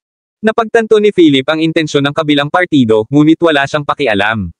Nagkataon na makikita niya kung ano ang damo at makakuha din ng paunang pagtatansya ng lakas ng mga taong ito sa itaas na palapag. Pinaikit ni Elder Whitmore ang kanyang mga mata at sinabing, kung ganoon, hayaan mong sumama si Philip sa iyo. Nang marinig iyon, walang pagdadalawang isip na umalis si Philip sa meeting room. Ang mensahero na nagdala ng balita ay sumunod sa pagkataranta. Ang ilang mga bagay ay hindi kailangang sabihin ng tahasan, tanging isang taset na pag-unawa ang magagawa.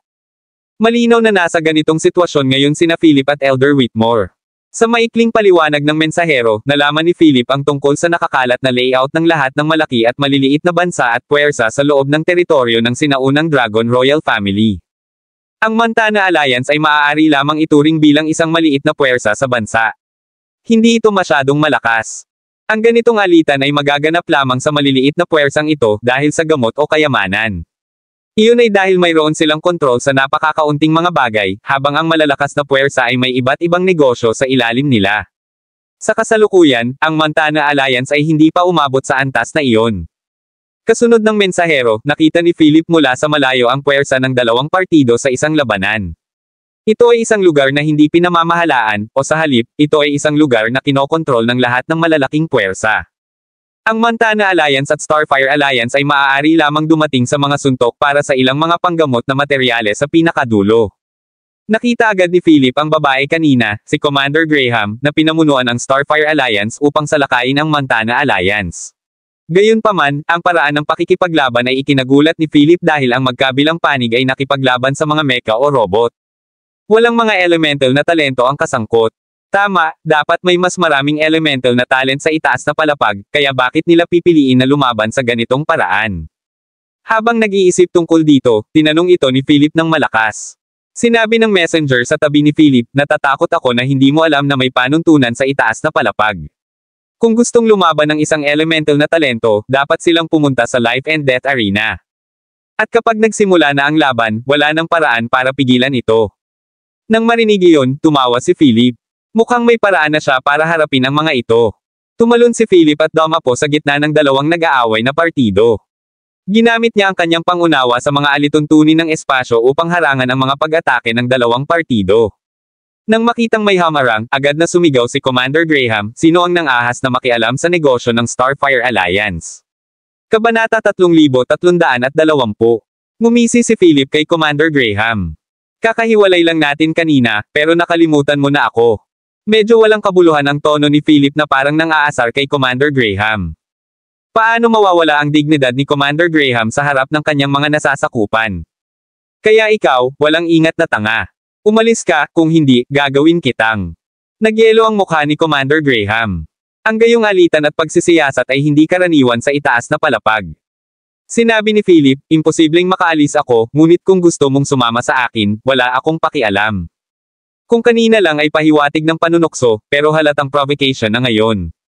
Nang marinig iyon, tumawa ang lahat sa panig ng Montana Alliance. Siyempre, sinasadya ni Philip. Hindi siya ganoong kawalang kwentang tao pero gusto lang niyang galitin ang babaeng ito. Ang layunin niya ay makuha ang Starfire Alliance na labanan siya sa arena ng buhay at kamatayan. Ang babae ay tumalon sa galit at inutusan ang lahat ng mga mecha at robot na pauntirya si Philip. Humalaklak si Philip. Bago siya inatake ng mga mecha at robot, maraming beses na kumikislap ang kanyang figure at winasak ang lahat ng mecha at robot. Ang mga tunog ng nabasag na metal na pinagsama ay maaaring marinig habang ang mga spark mula sa nasusunog na mga wire ay nakita. Nang makita ang mabilis na pag-atake ni Philip, nagulat ang lahat. Ikaw ang may lakas ng loob na ilabas itong walang kwentang tambak ng scrap metal. Hindi ka ba natatakot na maging katatawanan? Naipakita na ni Philip ang kanyang lakas nang umatake siya, ngunit sa ilalim ng kanyang sinadyang kontrol, ang kanyang antas ay limitado sa 6 na bituin. Ang simpleng pananalita na ito ay lubos na ikinagalit ng mga miyembro ng Starfire Alliance. Naisipan pa nilang salakayin si Philip sa oras na ito. Sinabi ni Philip, bakit hindi tayo pumunta sa arena ng buhay at kamatayan? Ang nanalo ay nakakakuha ng damo. Kahit gaano karami ang ipadala mo, ayos lang. Ang kanyang mga salita ay labis na walang kabuluhan, at ang kanyang kahulugan ay halata. Hindi niya talaga sineseryoso ang Starfire Alliance. Nang marinig iyon, malamig na sinabi ni Commander Graham, okay, ikaw ang nagsabi niyan. Sinabi iyon ni Philip dahil nakikita niya na ang Montana Alliance ay hindi katugma sa Starfire Alliance, at ang damo ay nasa kamay na ng kabilang partido. Sa hudyat ng mensahero, ang mga tao ng Montana Alliance ay hindi rin nagtaas ng anumang pagtutol. Nagtungo sila sa life and death arena, na hindi naman masyadong kalayuan. To put it bluntly, isa lang itong singsing na napapalibutan ng energy shield. Nang umakyat si Commander Graham sa arena ng buhay at kamatayan, sinabi niya kay Philip, sinabi mo ngayon lang na maaari tayong magpadala ng maraming tao hanggat gusto natin, kaya huwag mong pagsisihan ito. Ngumiti lang si Philip at naglakad papunta sa Life and Death Arena. Ang mga tao mula sa Starfire Alliance ay hindi dapat magpatalo at sinabi kay Commander Graham, Commander, hayaan mong turuan ko ng leksyon ang walang alam na batang ito. Umakyat ang isang binata na may katamtamang tangkad ngunit matambok ang mga kalamnan. Nang makita ang binatang ito, ang mga tao ng Starfire Alliance ay tumingin kay Philip na parang nakatingin sa isang patay na tao. Ang lakas ng binatang ito ay sikat sa Starfire Alliance. Nagawa niyang punitin ang mga mekanikal na hayop gamit ang kanyang mga kamay. Kabanata 3321. Bukod dito, ang talento ng lalaking iyon ay hindi binubuo ng anumang elemento kundi ang kanyang malakas na pangangatawan, na maraming beses na mas malakas kaysa sa anumang alloy na robot. Isa itong star talent powerhouse na nagsanay sa kanyang pangangatawan. Nang makita niya si Philip, sumilay ang nakakatakot na ngiti sa kanyang mukha. Kido, sa tingin ko hindi mo narinig ang Mighty Mammoth mula sa Starfire Alliance. Baka sa mukha niya ang pagmamataas habang nagsasalita. Halatang tiwala na tiwala siya sa lakas niya. Ang mga tao ng Starfire Alliance ay lubos na nagtitiwala sa kanyang lakas. Hindi lamang siya isang 7-star powerhouse, ngunit mayroon din siyang malakas na pisikal na lakas, kaya ang isang normal na elemental na talento ay hindi ang kanyang kalaban. Para kay Philip, ang isang 7-star powerhouse ay katumbas ng rurok ng ikapitong zona sa mundong kanyang pinanggalingan. Sa mundong ito, ang isang 8-star na talento ay katumbas ng kalahating hakbang patungo sa kabilang baybayin. Isang 9-star talent ang Pseudo Realm sa kabilang baybayin. Ang banal na tier ay ang kaharian sa kabilang baybayin. Ayon sa pagpapakilala ni na Iris at Cougar noon, ang mga emperador ng siyam na pamilya ng hari ay nasa ranggo ng banal na tier. Tulad ng para sa Diyos tier, hindi pa narinig ni Philip ang tungkol sa isa, at ni Iris o ang iba pa. Pagkatapos ng lahat, sila ay mga tao mula sa ibabang palapag, kaya ang kanilang pag-unawa sa mundo sa itaas ay medyo limitado. Si Philip ay walang pakialam na parang hindi niya kinuha ang kabilang partido bilang isang seryosong kalaban sa lahat. Sinabi lang niya, hindi kailangan ang pagpapakilala sa sarili. Wala akong pakialam sa mga tauunan. Nang marinig iyon, agad na nanlamig ang mukha ng binata, at hindi na siya nagpahuli kay Philip. Ang kanyang mga galaw ay napakabilis, na ikinagulat ng lahat. Walang inaasahan na ang bilis ng isang tao ay maaaring umabot sa ganoong antas sa pamamagitan lamang ng kanyang pisikal na katawan, na nagdulot pa ng mga sonic booms kapag siya ay bumilis. Si Philip ay tila hindi siya makapag-react. Nakatayo pa rin siya doon na Blanca. Nang makita ito, ang mga tao ng Montana Alliance ay nag-alala kay Philip. Lalo na ang messenger na hindi tumingin kay Philip ng mabuti noong una. Nabigla rin siya sa ginawa ni Philip. Gayunpaman, ang sumunod na nangyari ay lampas sa imahinasyon ng sinuman. Sa sumunod na segundo, nahulog ang binatang ito na may bilis na higit sa bilis ng tunog na nag-aararo ng kanal sa lupa ang mukha.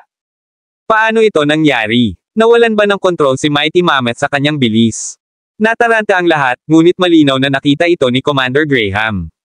Sa pinakakritikal na sandali, ginamit ni Philip ang mga alituntunin ng espasyo upang maimpluwensyahan ang kanyang kalaban, na naging dahilan upang hindi magkatugma ang bilis ni Mighty Mammoth sa kanyang itaas na katawan at ibabang bahagi ng katawan. Ito ang naging dahilan ng pagkakadapa niya at pagkadapa. Gayunpaman, mayroong isang bagay na kahit si Commander Graham ay hindi malinaw na nakita. Sa pagkakataong iyon, tila bahagyang dumampi ang daliri ni Philip sa katawan ni Mighty Mammoth. Kaya, ang Mighty Mammoth ay walang pagkakataon na lumaban at bumagsak ng husto sa lupa. Seryoso, hindi ko man lang siya nakitang kumilos. Paano siya nahulog sa sarili niya? Nagpanggap na inosente si Philip at tumingin sa mga taong ito mula sa Starfire Alliance, novel drama. Nang makita ito, maraming iba pa ang sumugod sa arena ng buhay at kamatayan. 3 tao silang pangkat. Matapos kunin si Mighty Mammoth, pinatay nila ang energy shield. Ang kahulugan ay hindi maaaring maging mas malinaw. Gustong hamanin ng 3 si Philip. Gayunpaman, si Philip ay mayroon pa ring walang pakialam na saloobin. Wala bang mas magaling sa Starfire Alliance? Mapanuksong tanong ni Philip kay Commander Graham. Kabanata 3322. Malungkot ang mukha ni Commander Graham habang nagngangalit ang kanyang mga ngipin at galit na sumigaw, ibuka mo ang kanyang bibig. Novel drama. Sa pang-iinsulto ni Philip, galit na galit ang 3 tao sa entablado. Nagkalat sila at sinugod si Philip mula sa iba't ibang direksyon, sumisigaw ng mga sumpa. Biglang humakbang pasulong si Philip, itinaas ang kamay, tumalikod, at muling itinaas ang kamay. Bumagsak sa lupa ang tatlo at hindi na makabangon muli. Napatulala ang lahat. Gaano kalakas si Philip Clark? Agad niyang natamba ang tatlong 6-star powerhouse sa ganoong bilis ng kidlat. Not to mention the normal spectators, even Commander Graham not see his movements clearly. Taliwas kay Commander Graham na nagngangalit ang kanyang mga ngipin, ang taong ipinadala ni Elder Whitmore ay ngumiti na parang nakakita sila ng isang kayamanan. Kung magagamit siya ng Montana Alliance, maaari silang makipagkompetensya sa Starfire Alliance. Pagkaalis nilang tatlo ay wala nang umakyat sa stage. Sa panig ng Starfire Alliance, walang nangahas na gumawa ng tunog saglit. Nagkatinginan ng lahat bago bumaling kay Commander Graham. Bilang isang 7-star practitioner na may level 5S elemental talent, siya ang kanilang huling pag-asa. Nang makitang wala nang umakyat sa entablado, napakamot si Philip sa kanyang mga tainga, pinaikit ang kanyang mga mata sa mga tao ng Starfire Alliance sa ilalim ng entablado, at sinabing ng uuyam, wala na bang iba sa Starfire Alliance? Commander, paalala ng katabi ni Commander Graham. Si Commander Graham ay hindi inalis ang tingin kay Philip mula pa kanina. Sinabi niya, alam ko. Alam niyang hindi niya kayang ibagsak ang tatlong 6-star powerhouses hanggat hindi nila kayang labanan sa isang kisap mata. Sa maliit na sigalot kanina, pare-pareho ang mga elemental na kakayahan ng dalawa. Bukod dito, tila nagkaroon siya ng pisikal na pagsasanay. Para sa mga 8-star practitioner at mas mababa, ang mga physical practitioner ay hindi magagapi sa parehong antas, kaya si Commander Graham ay hindi tumaas sa hamon ng walang ingat. Gayunpaman, sa pag-iisip tungkol dito, sa mga taon nang ang Starfire Alliance at Montana Alliance ay nakikipagkompetensya sa isa't isa, hindi pa nabalitaan ni Commander Graham na ang gayong tao ay nasa Montana Alliance. Inayos ni Commander Graham ang kanyang maalab na personalidad sa isang iglap at sinabi kay Philip sa entablado na may mapaglarong ngiti, kaibigan, pakitunguhan ang halamang gamot ngayon bilang isang paghingi ng tawad sa ating huling labanan. Kung may kailangan ka sa hinaharap, maaari mo akong hanapin sa Starfire Alliance.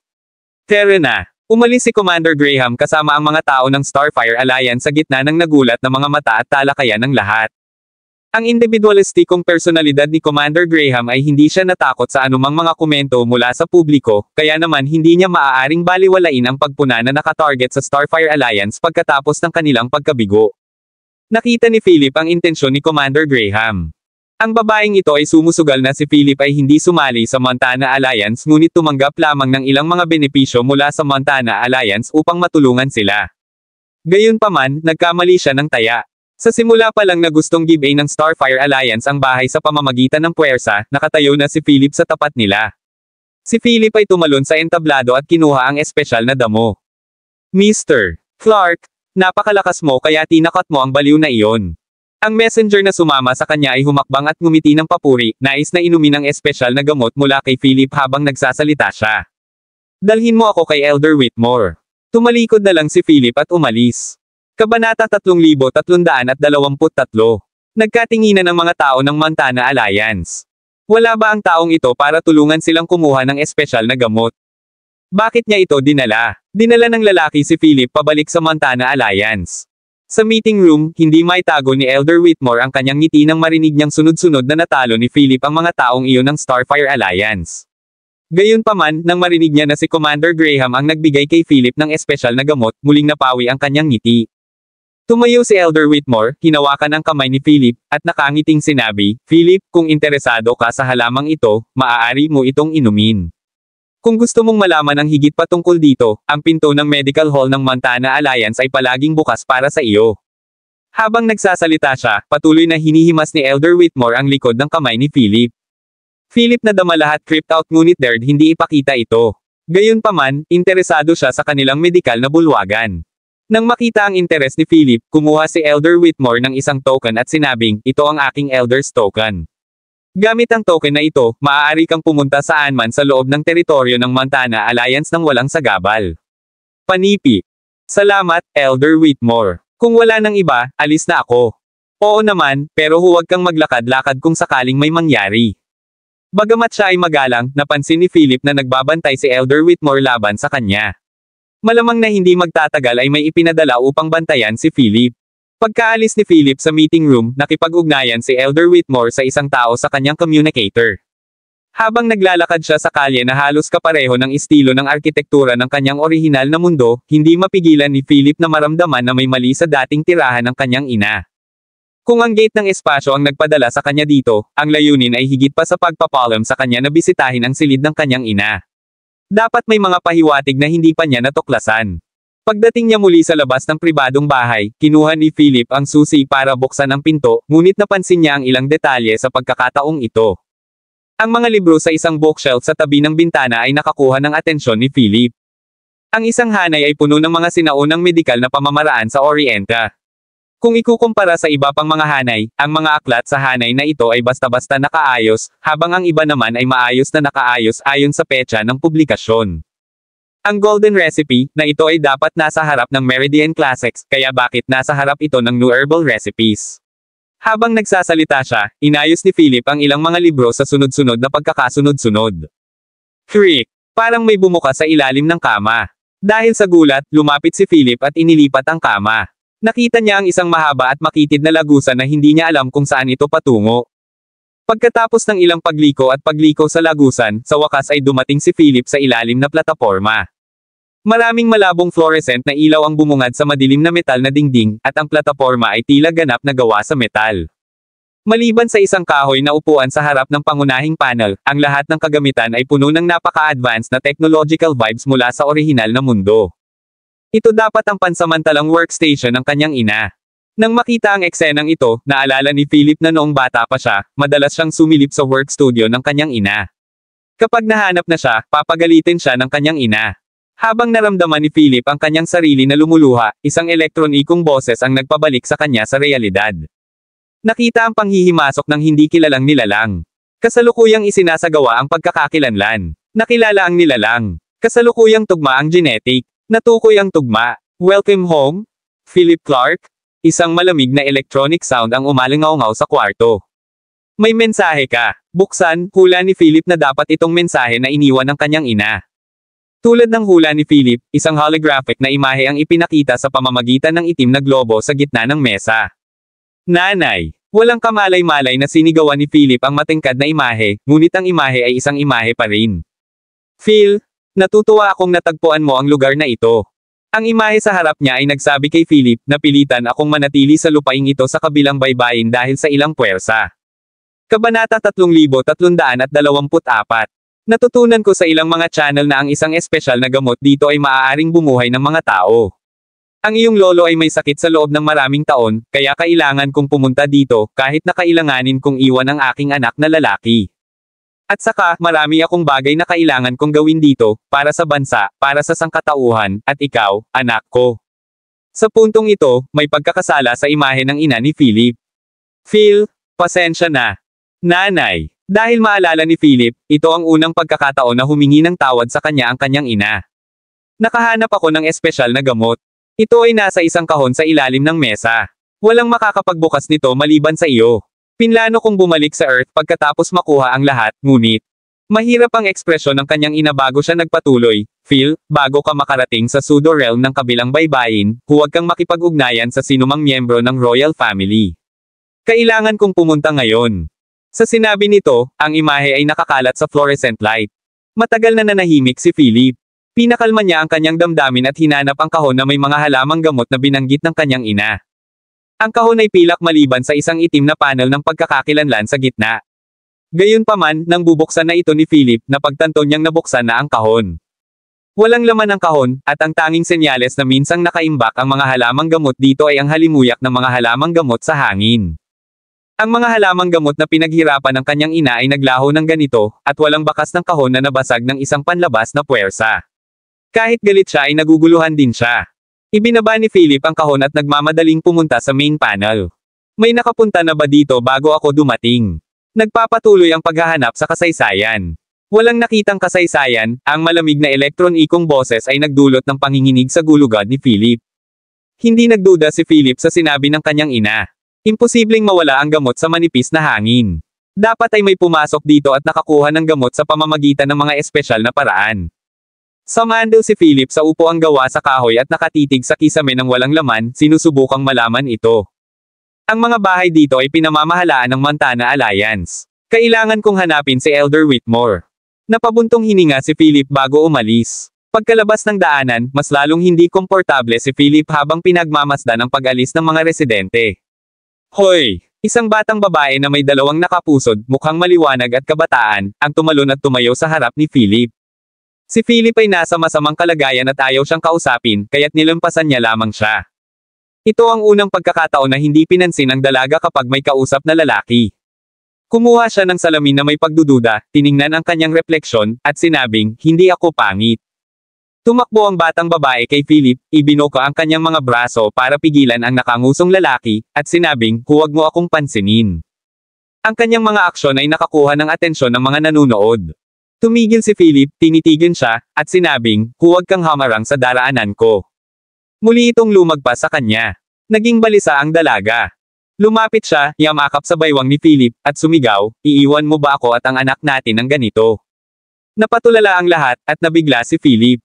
How scandalous. Iniwan niya ang kanyang asawa at anak sa murang edad. Hindi ako makapaniwala na ang isang magandang binata na tulad niya ay maaaring kumilos ng ganito. Siya ay walang iba kundi isang lobo sa damit ng tupa. Sa gitna ng pagturo ng mga daliri at paratang ng lahat, nagdilim ang mukha ni Philip. Kabanata 3325. Tumalikod siya, binuhat ang babae, at nawala sa pagitan ng mga gusali sa isang iglap. Huminto si Philip sa isang eskinita. Tumingin siya sa nakangising batang babae at iniisip kung lahat ng babae sa mundong ito ay napakasama. "Sabihin mo sa akin kung ano ang gusto mo," sabi ni Philip sa pagkagalit. "Natatakot si Elder Whitmore na mawala ka, kaya hiniling niya sa akin na maging tour guide mo," nakangiting sabi ng dalaga. Sa halip na isang tour guide, sa tingin ko ang isang asong nagbabantay ay mas katulad nito, naisip ni Philip sa loob. Bumantong hininga si Philip at sinabing, "Nagkataon lang na gusto kong makita si Elder Whitmore." Pangunahan ang daan. Pumunta si Elder Whitmore para dumalo sa Alliance meeting at hindi na babalik hanggang bukas. "I'm better show you around," sabi ng dalaga. "Anong meeting?" Tinaas ni Philip ang kanyang kilay at interesadong nagtanong. Saglit na nag-isip ang batang babae na parang nagdesisyon at sinabing, "Huwag mong sabihin kay Elder Whitmore na sinabi ko sa iyo." Tumanggaw si Philip, sinenyasan siyang magpatuloy. Isang ipinagbabawal na lupain sa pagitan ng mga teritoryo ng sinaunang Dragon Royal Family at ang White Marsh Royal Family ay malapit ng magbukas. Ang lahat ay naghahanda na mag-recruit ng mga tao at makipagkumpetensya para sa mga mapagkukunan. Si Elder Whitmore ay kumakatawan sa Montana Alliance para dumalo sa pulong. Isang ipinagbabawal na lupain. Anong uri ng ipinagbabawal na lupain? Tanong ni Philip. May malaking bangin sa pagitan ng mga teritoryo ng sinaunang Dragon Royal Family at White Marsh Royal Family. Ayon sa alamat, ito ay nilikha sa pamamagitan ng isang sword strike mula sa isang sinaunang kapangyarihan, at mayroong isang mahaba at makitid na bunker sa gitna ng bangin na ito. Noong una, may nakakatakot na pressure sa paligid nito na naging dahilan kung bakit kahit ang 9-star powerhouses ay hindi nang ahas na lapitan ito ng madali, ngunit napansin ng mga gwardya kamakailan na ang presyon ay unti-unting bumababa, at may mga palatandaan na ang bunker ay malapit ng bumukas. Hindi itinuring ng batang babae si Philip bilang isang tagalabas at walang humpay na nagsalita, ang taong umukit ng bangin na daan-daang milya ang haba gamit ang isang hampas ng espada ay dapat na isang holy tier powerhouse, kaya ang mga kayamanan sa loob ay dapat na pambihira. Pagkasabi niyon, tulala ang dalaga na nakatayo doon, puno ng paghanga at pananabik ang mukha. "Nakikita ko. Pwede ka nang umalis." Hulaan ni Philip na malapit nang maglaban ang dalawang partido para sa mga kayamanan. Kung hindi siya nagkakamali, tiyak na hihilingin ni Elder Whitmore kay Philip na sumama, at ang impormasyong sinabi sa kanya ng batang babae na ito ay malamang na sinadya ni Elder Whitmore kay Philip. Hindi ako makakapunta. Kailangan kong ipakita sa iyo ang paraan. Claire Sonnet nga pala ang pangalan ko. Sa sinabi nito, sinubukang hilahin ng dalaga si Philip. Philip. Bago pa matapos sabihin ni Philip ang kanyang pangalan, walang awa siyang pinutol ni Claire. "Philip Clark, alam ko. Napakalakas mo." Habang nagsasalita siya, itinaas niya ang kanyang makatarungan at malambot na mga braso sa isang front double biceps pose. Biglang nakaramdam ng galit at kawalan ng lakas si Philip. "Saan mo gustong bisitahin?" Tanong ni Claire habang kumukurap ang mga mata. "Dalhin mo muna ako sa medical hall ng Alyansa," sabi ni Philip. Sa daan, sinabi ni Claire ang lahat sa ilalim ng araw habang si Philip ay nawala ng mga salita. Dumating ang dalawa sa medical hall ng Montana Alliance. Sa tabi ng medical hall ay ang forging hall, practice hall, mecha hall, at iba pa. Kung ikukumpara sa kakaiba at klasikong kahoy na signboard ng medical hall, ang mga signboard ng iba pang bulwagan ay gawa sa iba't ibang uri ng metal. Medyo pamilyar ang pagkakasulat, halos katulad ng sulat kamay ng kanyang ina. Philip spaced out habang nakatingin sa signboard ng medical hall. Nang makitang nabighani si Philip sa mga salita, masiglang sinabi ni Claire, isinulat iyon ng benefactor ng Montana Alliance. Mukhang maganda, ha? Oo, ganoon. Pagkatapos sabihin iyon, kinuha ni Philip ang token na ibinigay sa kanya ni Elder Whitmore at pumasok. Marahil ay makakahanap siya ng mga pahiwatig na naiwan ng kanyang ina rito. Maraming salamat mga kamaster sa walang sawang pagsusubaybay, isang like, share, and subscribe naman dyan mga kamaster. Abangan ang susunod pang mga kabanata.